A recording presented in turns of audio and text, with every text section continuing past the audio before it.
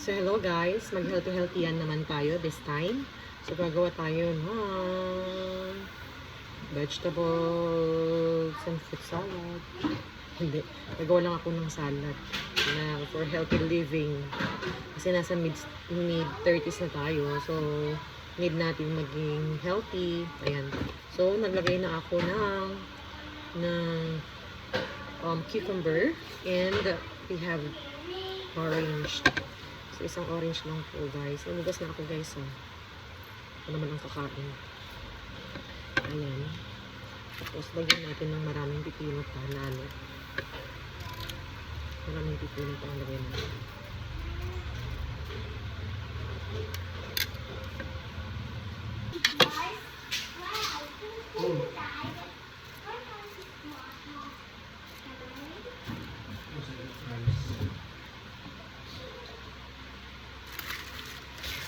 Next naman natin ito. Lagyan natin ng lettuce. Maraming lettuce. Mas mura pa lang lettuce sa CSI. CS.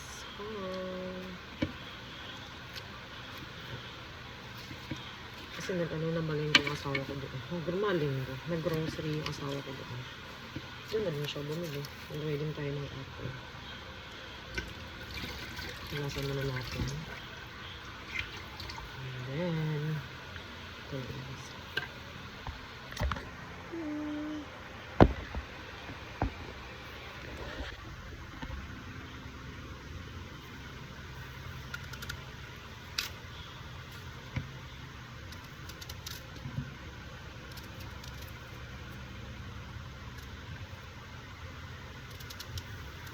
Tanggalin natin yung buto. Kalinan ko pa itong balak gusto nyo gumawa. Kaso nga lang kasi, dami nakakatamad na malengke. Kasi kada palengke mo kulang pang 1,000. Alam mo yun, minsan na mamalengke ako, nasa around 2,000 ang gastos ko. Kasi, alam mo yun na nakakatamad. Pero pag kunwari kasama pa yung sa gatas ni Tyler, aabot ng 4,000 to 5,000 yung groceries namin. Kaya, ay, iba po. Pero kasama na kasi yung gatas ni Tyler doon.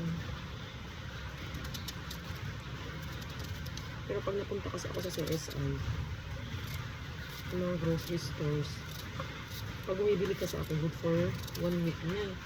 Or 2 weeks. Kasi nga lang, yung grocery mo na good for 1 week or 2 weeks.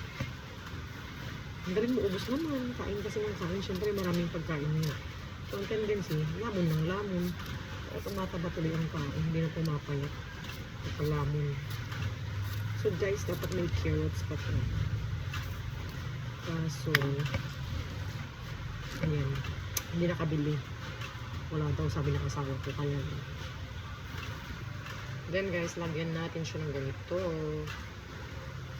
Yes.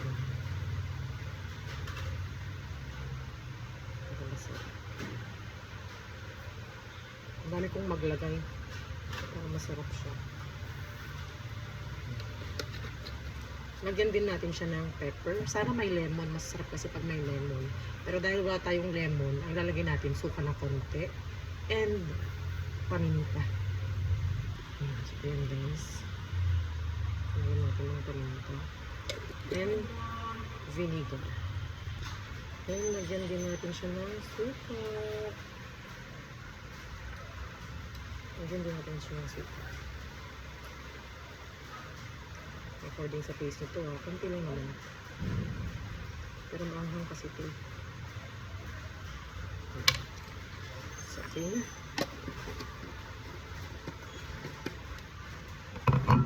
It's